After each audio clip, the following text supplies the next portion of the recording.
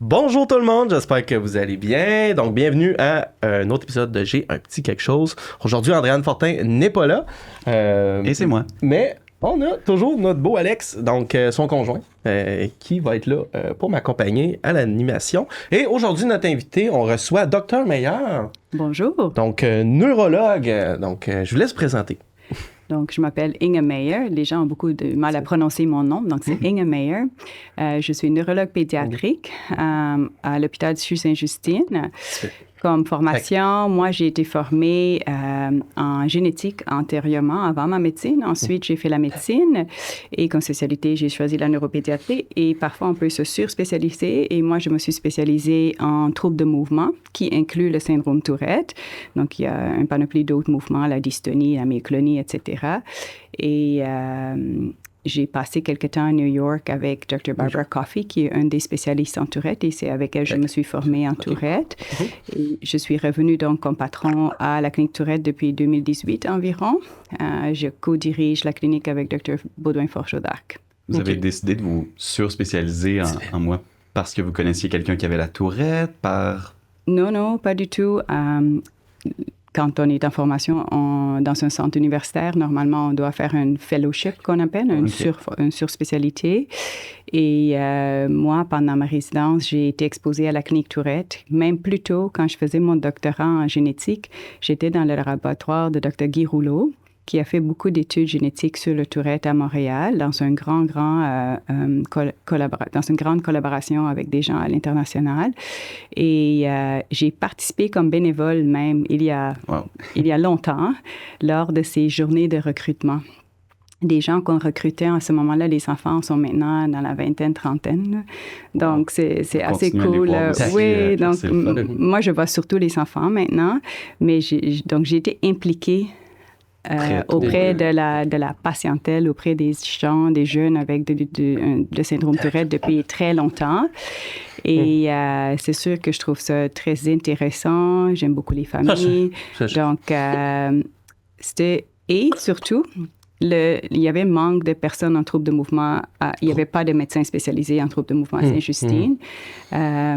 Et des autres troubles, donc la dystonie, etc., ont vraiment des causes génétiques souvent. Donc, ça combinait bien mes intérêts entre la génétique et la neurologie.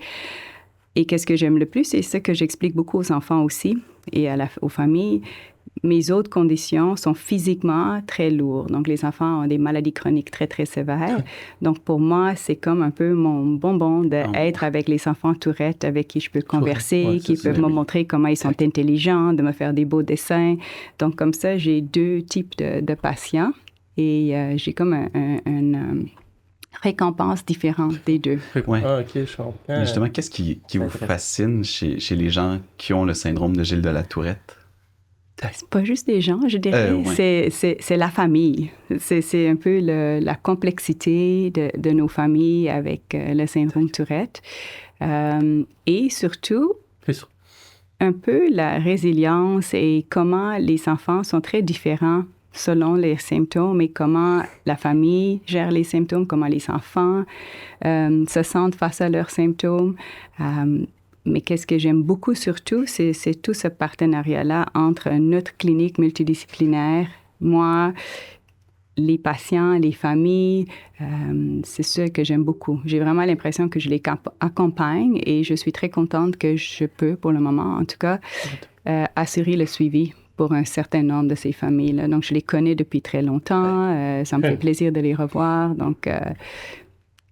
Et comme neurologue qui voit les enfants avec d'autres maladies physiques très sévères, je trouve ça vraiment le fun. J'aime ça quand vous parlez de votre petit bonbon. Oui, vraiment. Je m'amuse tellement dans la clinique. Malheureusement, je suis un des rares qui aime faire ce type de travail-là. Okay. Il en manque, hein? Oui, il en manque, justement. Pourquoi on en manque? C'est pas certain. Une des choses, malheureusement, c'est que ça prend beaucoup de temps. Être avec une famille, un patient avec le Tourette, il faut faire le tour. Je suis chanceuse d'être dans une clinique où j'ai une équipe, mais des gens qui n'ont pas d'équipe, le suivi pour un patient avec un syndrome Tourette est probablement trop lourd selon la sévérité, évidemment, du patient, parce qu'il y a des patients qui vont très bien, qui sont très légers. Il y en a d'autres qui ont beaucoup plus de difficultés. Je dirais des cas légers peuvent être facilement vus dans une clinique régulière, externe, sans équipe. Mais... c'est intéressant. Moi, j'aimerais qu'on parle les troubles neurodéveloppementaux. Je savais que j'allais avoir de la misère à le dire. J'aimerais que vous m'expliquiez c'est quoi, plus simplement, mettons. Oui. À la radio, l'autre jour, j'ai dit un trouble neurodéveloppemental, on est né avec. C'était peut-être pas une très bonne explication, mais avec ça que je veux dire, c'est comme parmi les troubles neurodéveloppementaux qu'on connaît bien, c'est donc le TDAH, le Tourette, l'autisme, certaines formes d'épilepsie, le trouble développemental de la coordination, anciennement connu comme la dyspraxie. On est né avec un dysfonctionnement du cerveau, mais qui n'est pas visible. Si on fait une photo du cerveau, il n'y a, dans la majorité des cas, pas d'anomalie anatomique. Mais c'est le fonctionnement du cerveau qui est différent. Donc, c'est ça qu'on appelle des troubles neurodéveloppementaux, quelque chose avec lequel on est né, qui est probablement en grosse partie génétique, mais il y a beaucoup d'études justement en génétique en cours pour toutes ces conditions-là. On n'est pas toujours capable d'en trouver. Il y a beaucoup de choses qui sont partagées entre ces troubles neurodéveloppementaux, notamment la prépondérance chez les garçons. L'autisme, TDAH, c'est tout 4 pour 1, 4 garçons pour une fille. Est-ce que c'est encore les mêmes statistiques aujourd'hui? Absolument. Est-ce que les garçons ont plus de fragilité? Je ne suis pas certaine. Par exemple, en néonatologie, des prématurés qui sont nés, les garçons ont aussi souvent plus de difficultés neurologiques par la suite. Donc, on est certaine que c'est quelque chose qui est en lien avec les garçons et dans le Tourette spécifiquement. Les gens ont beaucoup essayé d'étudier les hormones, l'influence des hormones et on trouve rien vraiment qui peut expliquer cette différence. Même dans les gènes qui ont été associés avec le Tourette, il n'y a pas de gènes qui sont spécifiquement en lien avec les hormones. On parle encore à ce jour en 2025. Oui. Donc, c'est très fascinant, mais c'est pas tout à fait compris encore. Exact. C'est ce que vous étudiez à la clinique à Sainte-Justine ou c'est comme de votre côté? Comment ça fonctionne? Oui, actuellement, on a seulement un projet en cours à Sainte-Justine dans notre clinique qui est un projet beaucoup plus de trajectoire de soins, super intéressant. C'est financé par un fonds privé, un don privé. Et notre énergie est pas mal mise à 100% là-dedans, où on travaille avec 2 CIUS partenaires pour évaluer comment un enfant avec un Tourette est référé à nous ou à eux et c'est quoi la trajectoire, comment on peut optimiser cette trajectoire-là, d'avoir accès à les services adaptés à ses besoins. À première vue, qu'est-ce qu'on voit? Que c'est très différent selon le CLC même. Et on espère éventuellement, avec cette belle collaboration, d'arriver à une trajectoire standardisée qu'on va pouvoir déployer à travers le Québec, ultimement, si on a du financement autre, pour que ça soit plus accessible, que ça soit juste pour tout le monde, que tout le monde aurait le même accès et à des soins qui sont basés sur les dernières lignes directrices et les dernières données scientifiques. Là, ce serait sur le projet. Mais sinon, on a déjà participé dans une étude pour un des médicaments qui a récemment été étudié. Mais c'est difficile d'avoir un juste équilibre entre voir tous les patients sur notre liste d'attente et dédier nos professionnels à des soins pour ces enfants-là et avoir de l'aide ou du financement pour faire de la recherche plus... approfondie comparé à l'équipe de Julie Leclerc, par exemple, qui fait surtout la recherche. Moi, j'aimerais savoir, le syndrome de la Tourette, c'est comment que ça affecte le cerveau? C'est une bonne question. Donc, c'est à peu près, moi, je le vois un peu d'une autre façon. Pourquoi le cerveau nous donne le syndrome Tourette? Je ne sais pas si je peux dire ça comme ça. Mais malheureusement, on ne sait pas beaucoup sur ça, même s'il y a des milliers de gens qui travaillent là-dessus en recherche. Justement, je m'en vais la semaine prochaine à un congrès pour être au courant, pour me remettre à jour. Spécifiquement pour la Tourette? Pour la Tourette, oui. Pour les dernières données, pour être au courant de ce qui se passe à travers le monde. Mais il y a donc des gens qui ont étudié à l'aide de l'imagerie très poussée, à l'aide des prises de sang, à l'aide des tests génétiques, à l'aide des études plus, comme on dit, où on compare, les gens qui ont le Tourette, est-ce qu'il y avait des facteurs à la naissance, etc. So, avec toutes ces études-là, maintenant, en 2005, qu'est-ce qu'on sait? C'est qu'il y a un problème de, minimalement, le neurotransmetteur dopamine. Probablement aussi d'autres neurotransmetteurs, mais ça, c'est moins clair, qui est des récepteurs de la dopamine qui semblent pas bien fonctionner. Et à cause de ça, il y a un manque d'inhibition parce que la voie dans les noyaux gris centraux important pour le mouvement, le contrôle de mouvement et l'inhibition des mouvements est dans cette zone du cerveau qui sont des noyaux gris centraux et une boucle qui va du cortex dans les noyaux gris centraux, il revient au cortex qui est atteint. Et ça, on peut voir des anomalies à l'IRM, des IRM fonctionnels, on peut voir ça. Anyway, il y a plein de façons. Mais au final, on pense qu'il y a un problème avec la dopamine. Je pourrais vous donner beaucoup plus de détails fins, mais ce n'est pas nécessaire parce qu'au final, on ne sait pas exactement comment ça fonctionne. Mais l'autre chose qui nous confirme que la dopamine est impliquée, qui est un peu la molécule de la récompense aussi, et que le traitement qui fonctionne le mieux, qui sont des neuroleptiques, bloque les récepteurs à la dopamine. Enfin, dans le fond, si j'essaie de vulgariser un petit peu, ça serait comme un excès de dopamine qui n'est pas bien reçu ou c'est... Bien vulgarisé, oui. Et c'est ça que je dis normalement aussi dans les présentations, mais c'est probablement un peu plus compliqué que ça. C'est-à-dire que par moment, et pas tout le temps, on a trop de dopamine ou que nos récepteurs qui reçoivent ou auxquels la dopamine se lie sont trop sensibles à la dopamine.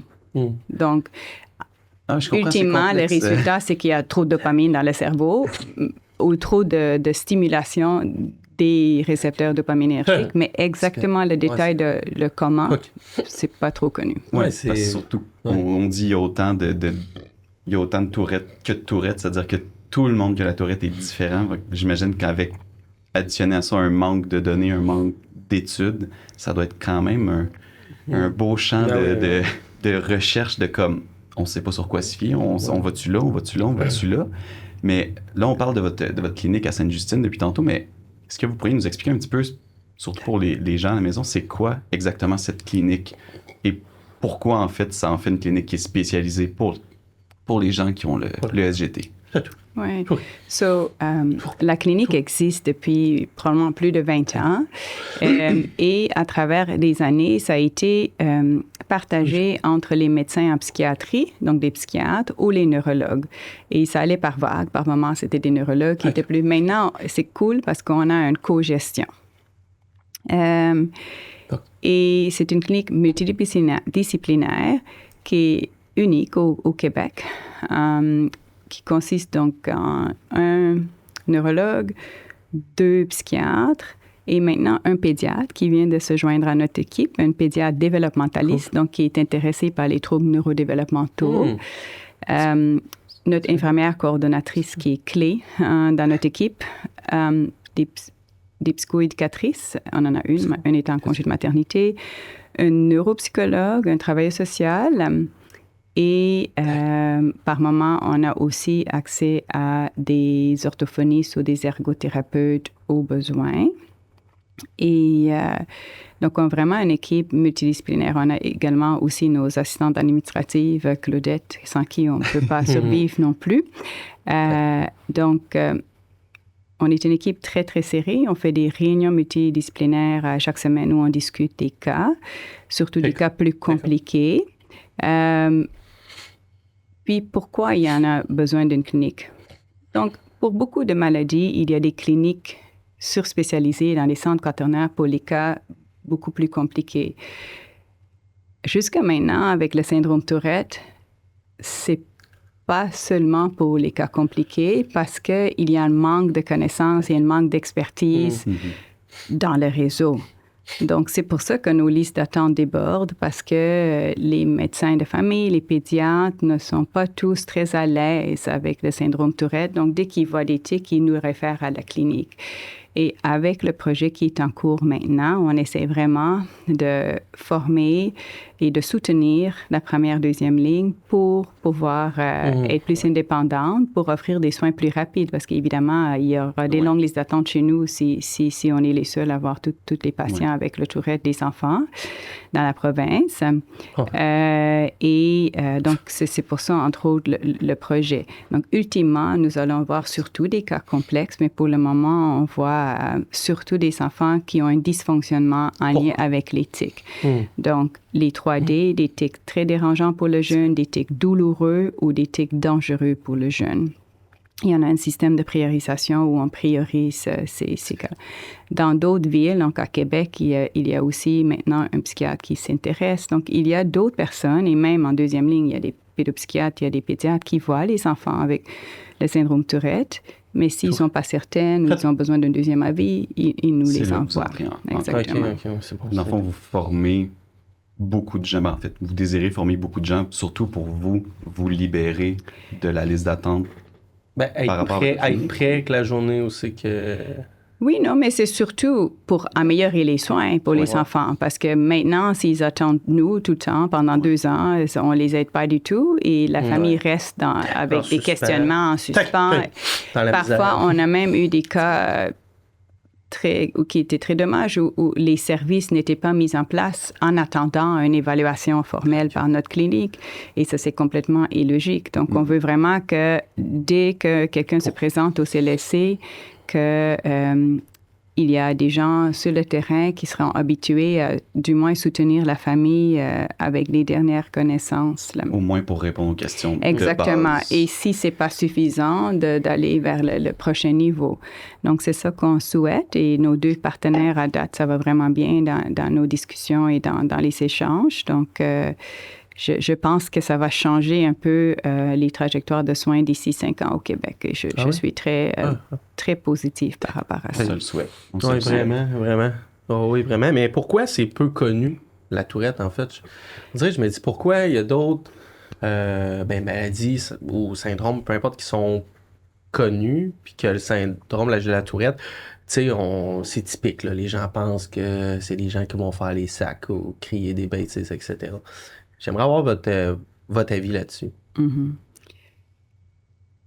Dans ma tête, j'ai 2 réponses, mais je vais commencer avec le plus simple. Je pense pas que le syndrome est peu connu. OK. Right?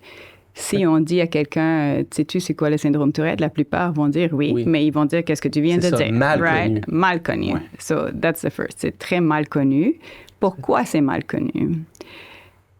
Je pense que les gens, en général, on aime la sensation, right? Donc, donc même avec tout le phénomène de TikTok, qu'on ne parlera pas nécessairement maintenant, mais si vous allez sur TikTok maintenant, il y a des millions. Baylin Dupree, qui est une des personnes qui dit avoir le syndrome Tourette, elle a un show elle-même maintenant et elle fait beaucoup d'argent. Donc, les gens sont intéressés par le côté exagéré, le côté très dramatique. Qu'est-ce que les gens ne savent pas? Le côté mal connu, je dirais, c'est que la majorité des gens, c'est des jeunes garçons qui sont intelligents, qui ont peut-être 1 ou 2 troubles autres comme le TDAH ou comme...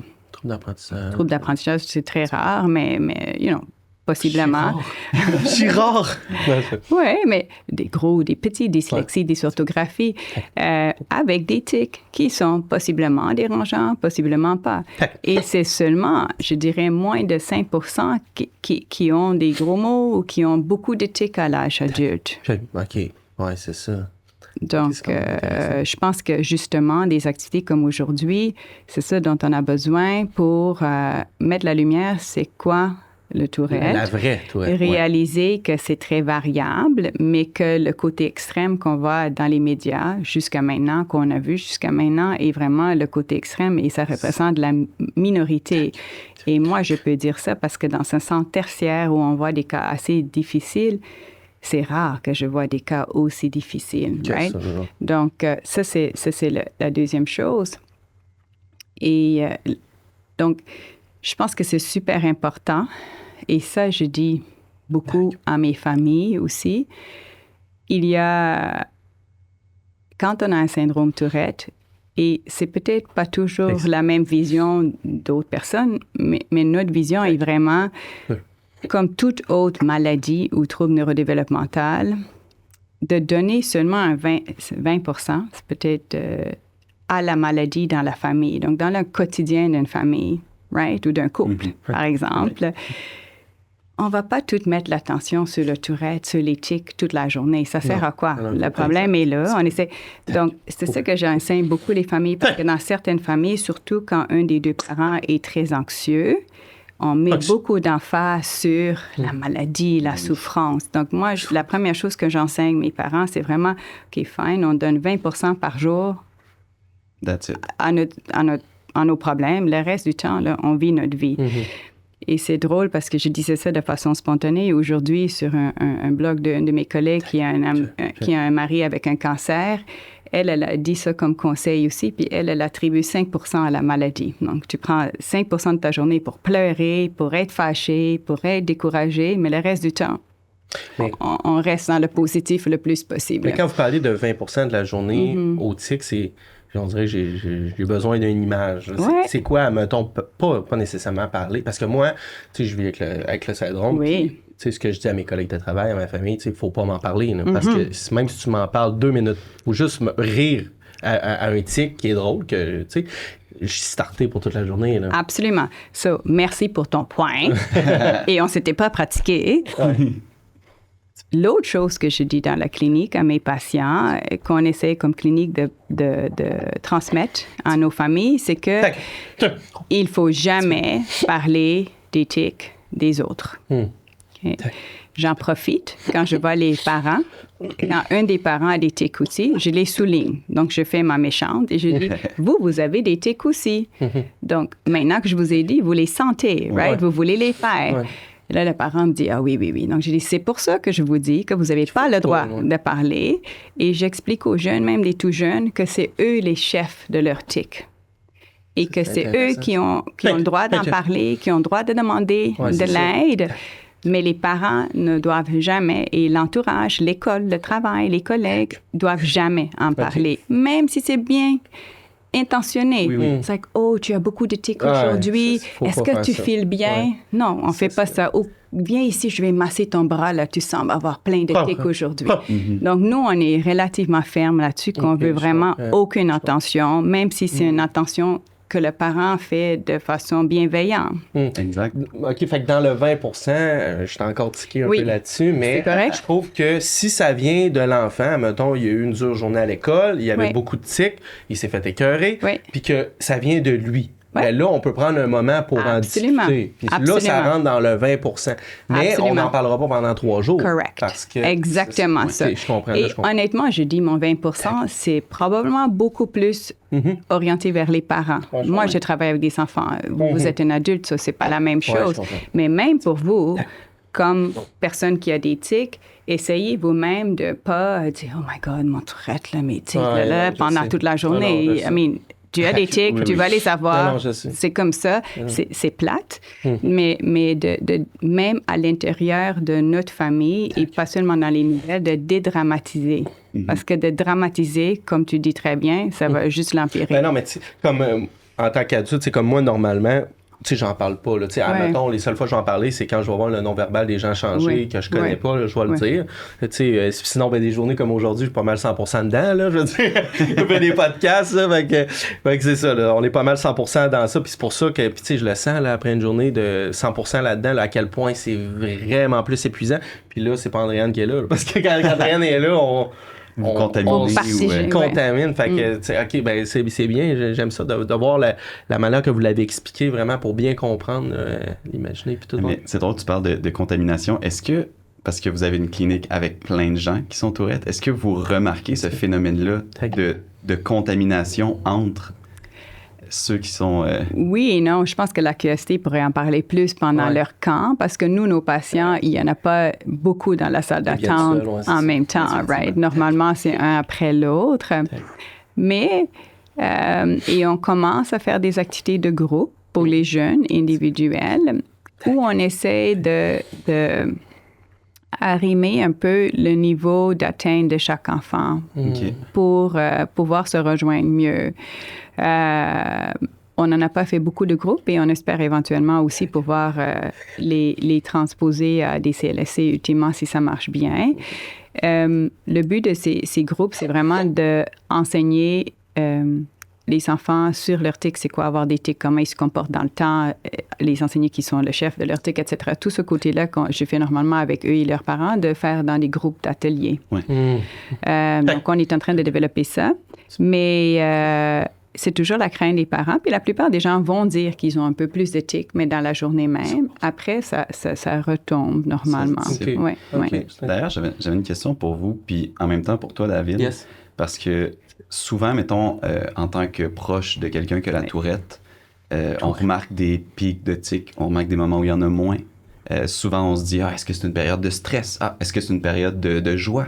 Est-ce qu'au niveau des recherches, il y a quelque chose qui justifie des fois des pics ou des moments où il y a moins de tics? Parce que souvent, c'est là que nous, en tant que proches, on a envie d'intervenir, on a envie de faire comme prendre ce 20%-là puis de l'utiliser à ce moment-là, mais c'est ça, est-ce qu'il y a quelque chose qui justifie les crises de tics ou pas du tout? Oui et non. Donc, qu'est-ce qui est prouvé par les recherches? C'est que le stress, donc, on sait tous, notre clinique est toujours très plein à la rentrée scolaire, lors de la période des examens, mais aussi des choses le fun, donc Halloween, Noël, Walt Disney. Moi, j'avais un patient qui allait prendre l'avion pour la première fois, donc du moment que les parents avaient acheté des billets, il a fait beaucoup de tics jusqu'à temps qu'il revienne de son voyage. Ça a duré vraiment beaucoup de semaines. Donc ça, c'est bien connu. Il y a des études qui disent que peut-être la chaleur, mais ça, c'est pas quelque chose que les parents me rapportent, ni les enfants. Ça doit dépendre. Oui, puis il y a beaucoup de recherches, et ça peut être même controversé, mais il y a beaucoup de recherches sur les facteurs immunologiques, donc les infections. Est-ce que des infections à strep font en sorte qu'on a plus de tics? Est-ce qu'une infection à l'EBV fait en sorte qu'on a plus de tics? EBV, c'est un autre virus, le virus de la mono, par exemple. Est-ce que donc ça, c'est en étude. Il y a plusieurs données déjà qui disent que peut-être certaines infections peuvent augmenter un peu les tics. Et c'est ça où il y a beaucoup de recherches actuellement, je dirais. Mais ça, c'est les plus communs. Après ça, il y a le grand pic entre 10 et 12 ans. Donc, vous savez, c'est que ça commence vers 4 à 6 ans. Entre 10 et 12, on a un grand pic et ça descend après chez la majorité des patients. Mais à travers cette grande courbe-là, il y a des mini-fluctuations que tu mentionnes qui sont souvent en lien avec le stress positif ou négatif. Mais le grand pic entre 10 et 12 ans, c'est là où les gens ont essayé de regarder si c'est des hormones ou parce que c'est à l'entour du début de la préadolescence, mais on n'a rien trouvé. Donc ça, c'est encore inconnu. Une des choses que je me questionne, c'est est-ce que c'est la charge scolaire qui devient difficile? You know, 4e, 5e année, c'est là où ça creuse, surtout pour des patients qui ont un TDAH aussi. C'est là des années, ça devient beaucoup plus difficile. De primaire à secondaire. Exactement. Donc ça, c'est un gros moment. Mais techniquement, le pic est jusqu'à 12, 13. Mais je dirais que la plupart des patients vont me dire que la première année au secondaire, c'est encore rough parce que pour tous les ados, c'est rough. De s'adapter, c'est plus difficile, il faut être autonome et tout. Donc, la plupart des patients Tourette vont me dire à partir de la 2e année de secondaire, c'est plus calme. Ben, c'est drôle. Puis, tu sais, comme moi, mettons, en l'ayant, ce que je peux confirmer, le stress, puis quand l'excitation, la fatigue, quand je suis fatigué, ça l'est beaucoup. Puis, les affaires d'infection, moins, mais admettons, Moi, c'est ce que je reconnais, ça n'a peut-être pas rapport, mais admettons, j'ai des bobos de bouche Oui. ou, je sais pas, une dent qui me fait mal. Oui. Ben, moi, je le sais qu'il faut pas que j'y touche, mais j'y touche. Parce que faut pas que j'y touche, tu sais. Fait que admettons, j'ai un bobo de langue, je vais mordre ma langue. Ouais. Fait que ça va être un nouveau tic. Pendant un certain temps. Jusqu'à temps que ça. C'est un autre beau point que tu amènes. C'est-à-dire que certains de mes patients Tourette ont vu pendant 2 ans d'autres médecins avant d'arriver à leur diagnostic de Tourette pour sécheresse des yeux, pour allergie dans la gorge, pour toutes sortes de choses. Mais au final, c'était juste leur tic. Mais chez certains, c'est vraiment une vraie allergie qui s'est transformée en tic avec le temps ou que c'est vraiment un problème d'un œil qui, par la suite, est resté, comme tu décris, le clignement reste. Donc, dans ces cas-là, parfois, j'ai aussi un patient avec des aftes dans la bouche, puis un afte, donc un ulcère là, dans la bouche. Et c'est devenu son tic par la suite au point que ça devient comme compliqué. So, chez certains patients où je vois vraiment un déclencheur, parfois, j'essaie de traiter le déclencheur, right? Si tu as un dent qui doit être réparé, mais on le répare, right? Pour enlever le goût de vouloir faire le mouvement. Oui, parce que c'est comme juste les tics normales, standards, c'est épuisant, mais quand que tu as un bobo qui te fait mal, puis que tu t'infliges, ça a juste pas. Mais tu sais, puis c'est ça, j'en ai parlé avec d'autres tourettes, d'autres gens qui ont la tourette, puis je suis pas le seul. Fait que je suis correct. Là, t'es certainement pas le seul. Ouais, c'est ça. Fait que, mais c'est ça, c'est tannant, mais c'est. OK, ben c'est cool d'entendre. Mais est-ce que c'est un peu ce qu'on jasait tantôt en dehors du studio, mais ce qu'il appelle le just right feeling? Fait ce moment-là de satisfaction où tu arrives en faisant ton tic. Je sais pas si c'est quelque chose que vous remarquez aussi. Absolument. C'est dur à voir, même. Oui, absolument. So, juste pour resituer un peu le just right. Donc, just right en français, on le traduit par bien faire un tic. L'exemple que je donne toujours, c'est les parents qui me disent, Dr. Meyer, il fait le bruit là, le soir, là, il le fait tellement souvent. Puis justement, l'enfant le fait tellement pour avoir un son très aigu, une certaine tonalité qu'il veut atteindre, right? Donc, sinon, la sensation pratique ne disparaît pas. Donc, c'est quoi un peu la façon de fonctionner avec un tic? C'est que le cerveau nous donne un signal qu'on a envie de faire un tic. Donc, par exemple, pour un mouvement du cou, on sent que ça tire dans le cou. Et là, on va faire le mouvement pour enlever cette sensation dérangeante. Le cerveau dit « Oh, merci, tu as fait le mouvement. » Et ensuite, le cerveau se calme pendant un petit instant. Un petit instant. Un système de récompense. Exactement. Et c'est pour ça que je vous parlais de la dopamine, qui est la molécule de la récompense. Et donc ça, c'est un peu le cycle des tics. Et le cerveau, dans le Just Right, ne reçoit pas cette satisfaction tant qu'on ne le fait pas de la façon que ça devrait être fait. Par contre, il y a certains tics où la personne, le Just Right, c'est de sentir une douleur. Et ceux-là sont beaucoup plus difficiles à traiter parce que le patient, surtout avec un bobo dans la bouche, c'est comme si le Just Right est de vouloir sentir la douleur en lien avec le mouvement. Ça, c'est plus compliqué. Vous pouvez vous imaginer un enfant qui a un autisme, qui sont hypersensibles aux douleurs, etc. Donc, chez eux, parfois, c'est encore pire. À côté de ça, ou peut-être la même chose, on a le TOC, donc le trouble obsessif-compulsif, qui est présent probablement chez 50% des gens avec le Tourette comme condition associée. Et parfois, c'est très difficile à différencier entre le Just Right et un TOC. La ligne est mince. La ligne est très mince au point que les gens dans la littérature maintenant parlent de TOC du Tourette. En anglais, c'est Tourettic OCD. Parce que, normalement, dans un TOC, on a une pensée intrusive qui nous force à faire le mouvement ou le geste. Genre, admettons, pour donner l'image, genre, mettons, OK, il faut que je fasse ça, sinon il va m'arriver de quoi de malheur. Exactement. Mais si je peux prendre l'exemple Andréane, souvent, ce qui se passe, c'est que dès qu'elle a une pensée, exemple de « il faut absolument que je tienne mon verre dans la main gauche puis que je l'échappe, mais que je le rattrape, sinon mes parents vont crasher dans un accident. » Exactement. Ça, c'est vraiment des TOC, right? C'est un TOC-TOC. Par contre, il y a le Tourettic OCD où il n'y a pas vraiment de pensée derrière, mais c'est plutôt le côté Just Right. Il faut le faire comme ça, sinon je ne suis pas bien. Est-ce qu'on peut avoir les deux? Oui, OK. absolument. Bon. Et donc, placer, moi, mon crayon et mes papiers, là, ils doivent être alignés comme ça. Sinon, l'entrevue, Ça marche sinon, pas. je suis pas à l'aise. C'est pas que l'entrevue va mal aller. Ça serait plus un choc. Mais c'est juste comme, je suis pas bien. Mieux, Je me sens mieux si je le fais. Et donc, parfois, c'est un peu difficile de faire la part des choses. Oui, c'est quand même... Effectivement, la ligne est mince. Donc, j'ai nommé les deux choses comme clinique spécialisée qu'on voit beaucoup, où on se questionne. Ça, c'est dans les cas plus difficiles. Est-ce que c'est un TOC ou est-ce que c'est un tic? Et dans d'autres cas, c'est plus, est-ce que notre enfant avec un autisme et un Tourette cherche la douleur? C'est quoi exactement? C'est ces cas-là, je dirais, qui sont des cas un peu plus corsés. Puis vous parliez de traitement. Tantôt, on parle de quoi au niveau de traitement? Est-ce que c'est un traitement comportemental, la médication?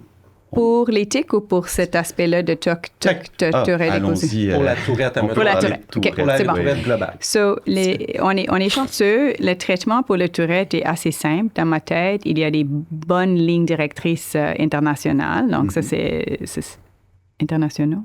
Je sais pas. C'est OK. Personne est ici pour me donner des notes sur mon français. Désolée. Donc, si la première intervention à faire quand on voit un patient avec un Tourette, qui tout le monde peut faire, la QST le fait, nous on peut le faire, vous comme ambassadeur, on peut le faire, c'est de bien expliquer un survol sur le Tourette. Un peu qu'est-ce qu'on vient de faire. Le Tourette est un trouble neurodéveloppemental, il y a un pic entre 10 et 12 ans, les tics fluctuent selon le stress. Les tics qu'on traite sont des tics dangereux, douloureux ou dérangeants. Les autres, et tout tic, on doit toujours essayer d'ignorer, pas ignorer l'enfant, parce que si un enfant nous demande de l'aide et souffrant, ou la personne, on lui donne l'attention, évidemment.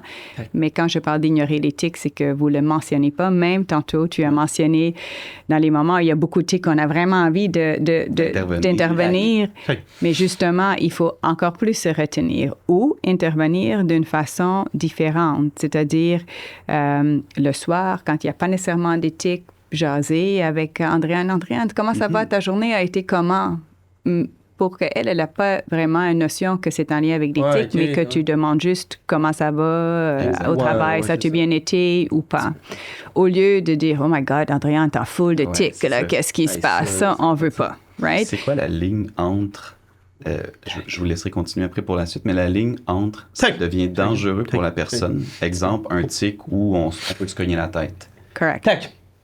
So, parce que j'ai quelqu'un avec des tics à côté de moi, je n'ose pas donner des exemples parce que normalement, je ne le fais pas. Mais pour vous donner une idée, premier point, c'est très, très, très rare. I know. Don't do it.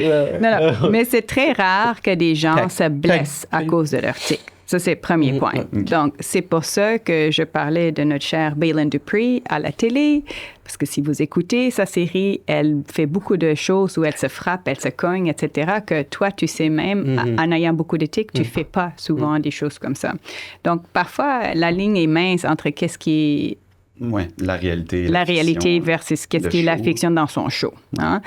Donc, c'est très rare, même si on le voit à la télé, c'est vraiment très peu fréquent d'échapper les choses, de se cogner, des choses comme ça. Ça arrive, mais c'est pas commun. Premier point. Deuxième point, donc quand je parle de tics dangereux, il y a des tics, surtout au niveau du cou, qui peuvent mener à des complications neurologiques. Parce qu'il y a des choses importantes qui se promènent dans le cou. Ça, j'aimerais faire du survol là-dessus parce que ça m'interpelle beaucoup. Je le sais. C'est pour ça que je voulais pas en parler. Non, mais moi, tu sais, il y a des tics qui viennent, il y a des tics qui repartent, mais ce tic-là, je l'ai depuis ma jeunesse. Puis je me suis toujours demandé, je vois-tu mal vieillir, en voulant dire, ou que justement, je me suis habitué, puis c'est comme aller au gym, là, d'une certaine manière, tu sais, comme aussi, je pense. Oui, là, on parle de ton tic, de tourner la tête. Ben, tourner la tête, c'est ça, pour les gens qui nous écoutent à l'audio, là, dans le fond, tu sais, je tourne ma tête, puis je fais beaucoup de mouvements avec mon cou, puis des fois, ça bloque, là.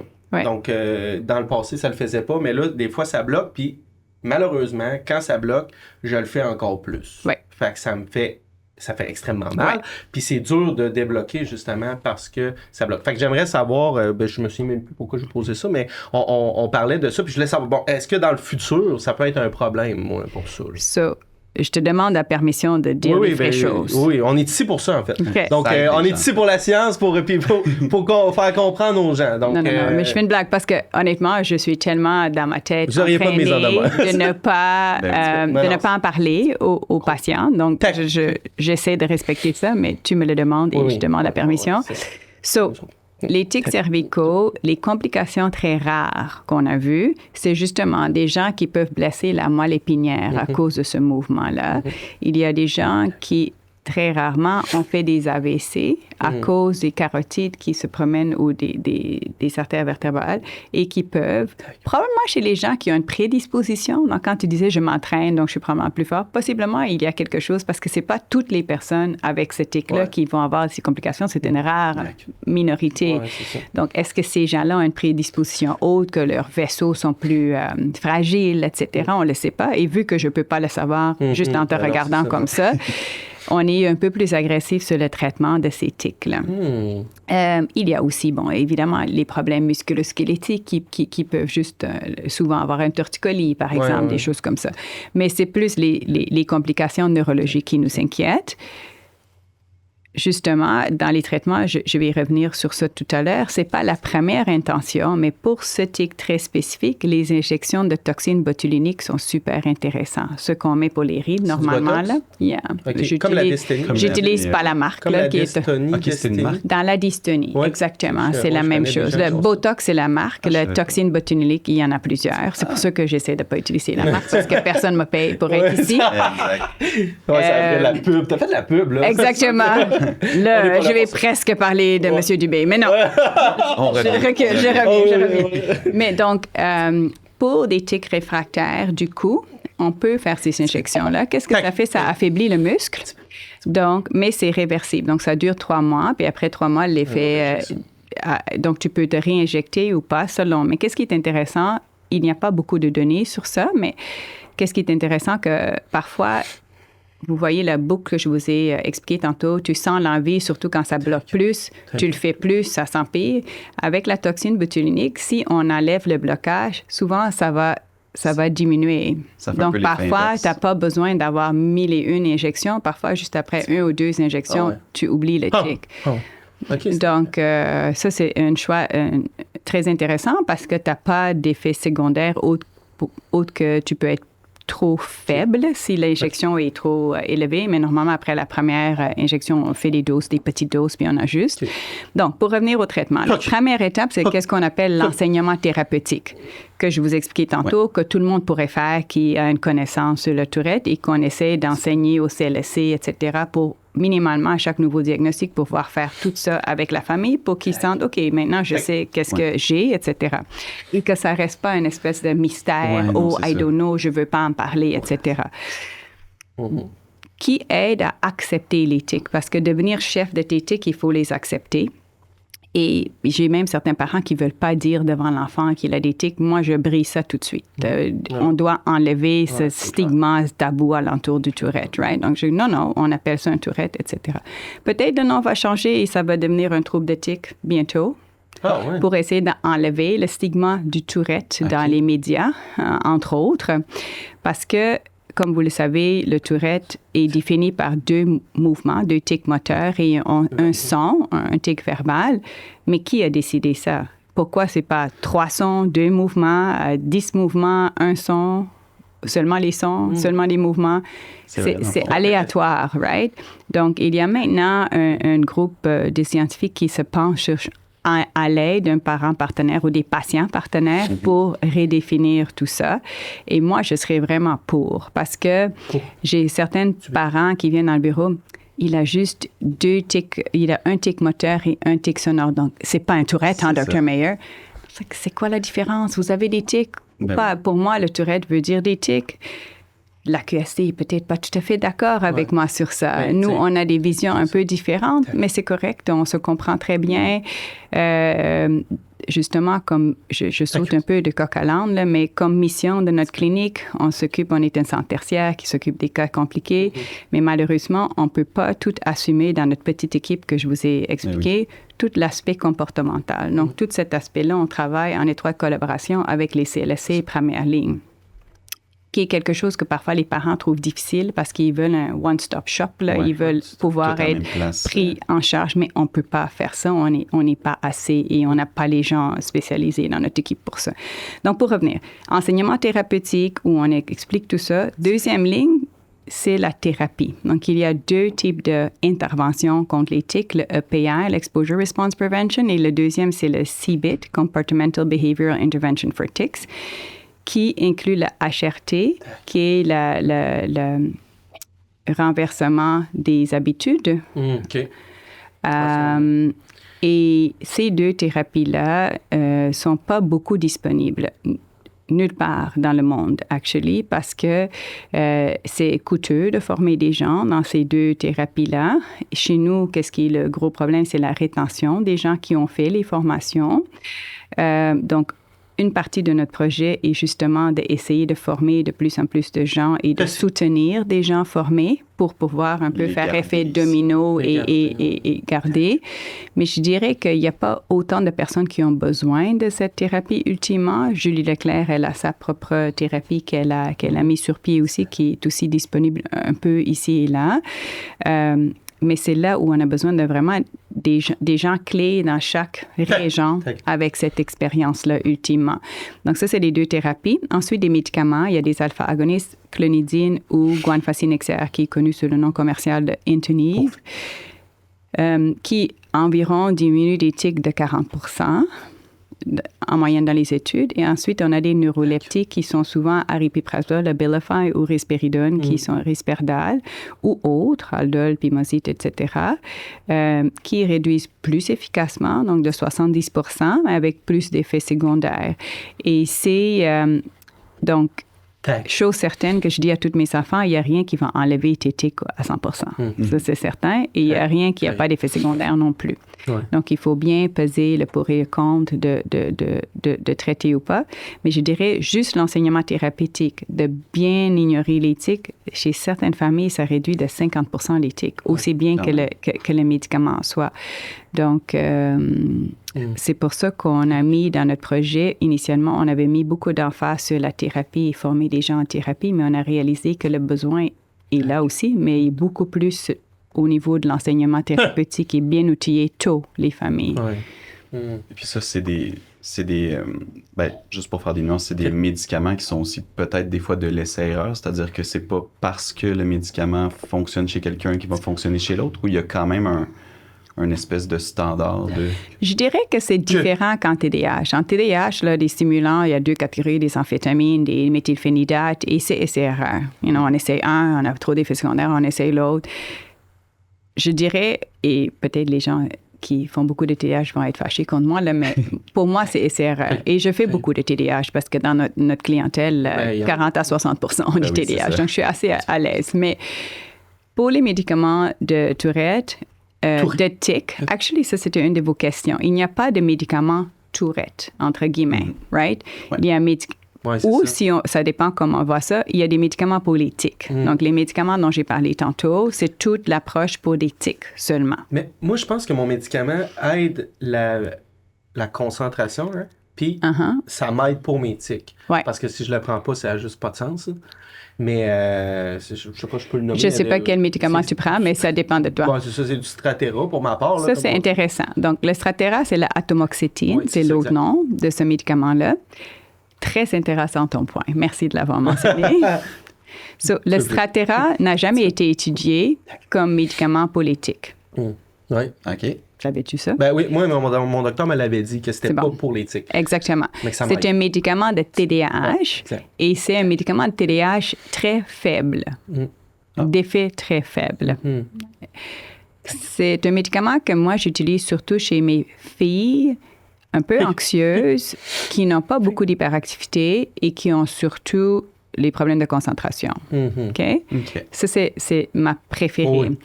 Et je l'utilise surtout chez les gens qui, quand ils prennent des stimulants, ils deviennent beaucoup plus anxieux. Donc, dans le Strattera, il y a une petite composante anti-anxiété. donc un anxiolytique, et médicament pour la concentration, une composante pour la concentration. Donc, chez les gens qui sont très, très, très anxieux, qui ont un trouble d'anxiété généralisée, c'est pas le stratégie qui va les aider. Il faut un vrai médicament pour l'anxiété.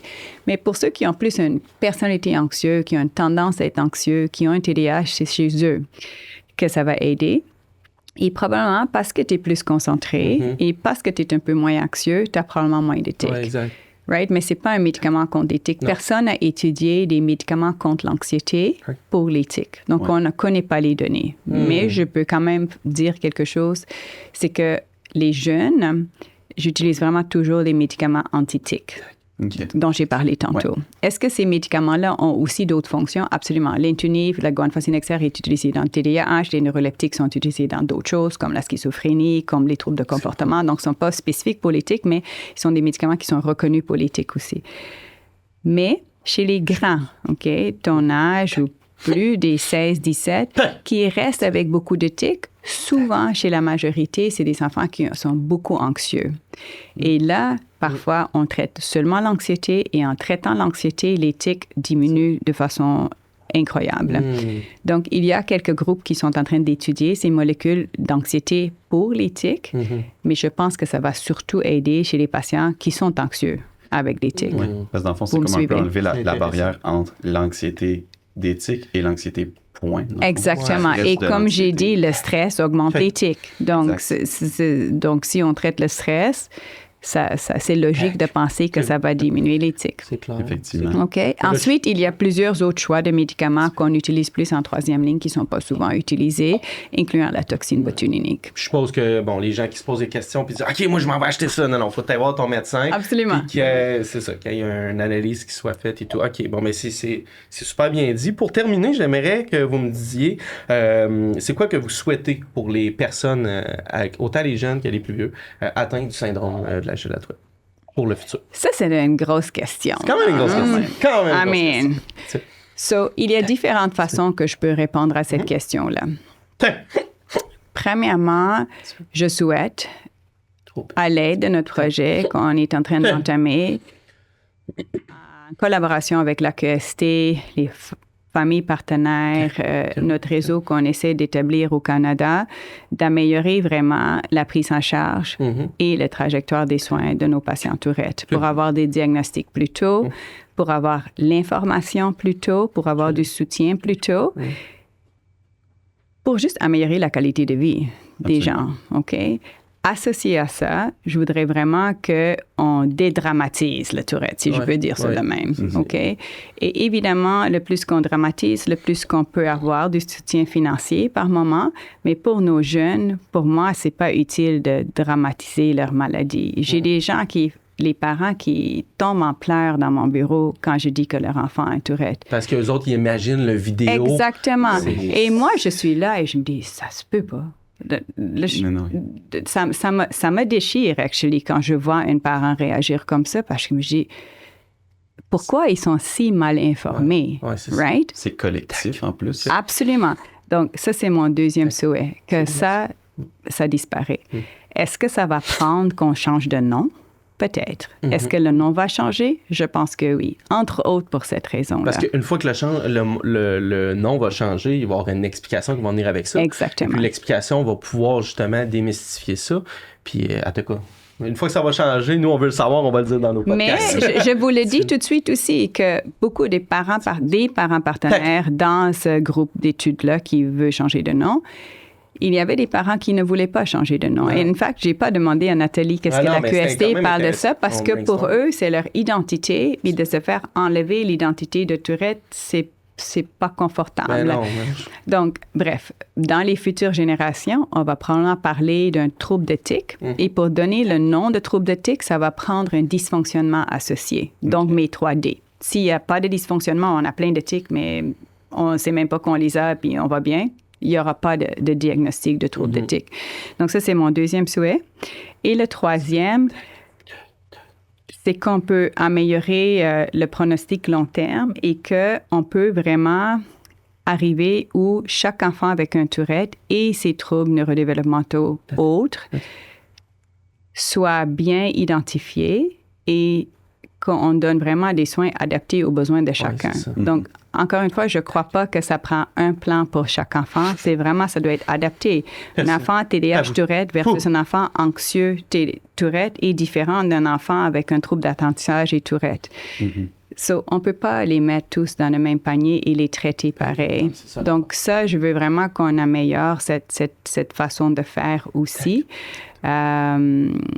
Donc, ça, c'est les 3 choses. Mais pour terminer, j'aimerais vraiment qu'on voit mes enfants, c'est peut-être pas un bon mot, on ne peut pas voir des enfants mais comme du bonbon, là, mais comme des enfants avec, oui, des difficultés, mais aussi avec plein de force que d'autres enfants n'ont pas. Par exemple, la fameuse rigidité d'un Tourette. Moi, j'aimerais bien être un peu plus rigide dans la vie pour m'organiser mieux. Vous avez vu, je suis arrivée 5 minutes avant le début. Un enfant Tourette rigide, mais il va arriver une demi-heure à l'avance. Right? Ils ne sont pas tous rigides. Mais ceux qui sont rigides... Juste déjeuner, j'étais comme si on va être en retard. Mais exactement. Donc, de voir toutes ces particularités d'un point de vue positif aussi. Exact. D'arrêter de montrer le négatif puis de voir c'est quoi les bienfaits. Exactement. Oui, parce qu'il y en a, tu sais, c'est pas juste pour les rassurer, là. Il y en a des vrais, là. Puis tu sais, on parle des Tourettes, mais c'est aussi les gens qui ont le TDAH, là. Absolument. Ça arrive, ça l'apporte et, tu sais, il y a des grands bâtisseurs, là, de ce monde, là, qui ont fait des grandes choses puis qui sont TDAH, là. Donc, c'est ça. Absolument. Et ça, je n'arrête pas de dire à mes patients, je suis très copain avec Jean-Michel Blais. Pourquoi il est pianiste aussi bon? Ben, parce qu'il était assez rigide pour aller jouer au piano à tous les jours, plusieurs heures par jour. Exact. Right? Exactement. Pourquoi j'ai mes collègues médecins et j'ai des résidents parfois qui viennent en clinique avec moi, mais c'est des médecins et ils disent après la clinique, Dr. Meyer, pensez-vous que j'ai un Tourette? Ils ne savaient jamais réaliser, mais ils ont plein de tics. Là, je suis comme, tu veux vraiment... Oui, je pense que oui. Si vous posez la question. Donc, ça donne... ils ont une rigueur de travail, peut-être un peu leur côté obsessif-compulsif, puis ils ont des super bonnes façons d'étudier. Le TDAH est plus difficile, je dirais, parce que justement, de s'organiser, de faire tout ça est plus difficile. Donc les enfants Tourette TDAH, parfois, les études sont beaucoup plus difficiles. Donc, ça, c'est sûr. Oui. Mais merci beaucoup d'être venu. C'était super intéressant. C'est vraiment intéressant. Merci à tout le monde à la maison de nous avoir, à la maison, dans l'auto, peu importe, de nous avoir écoutés. N'oubliez pas d'abonner la petite cloche, de vous abonner puis de cliquer sur la petite cloche pour être notifié pour les prochains épisodes. Et sur ça, on vous souhaite une excellente journée. Merci. Merci, bye bye.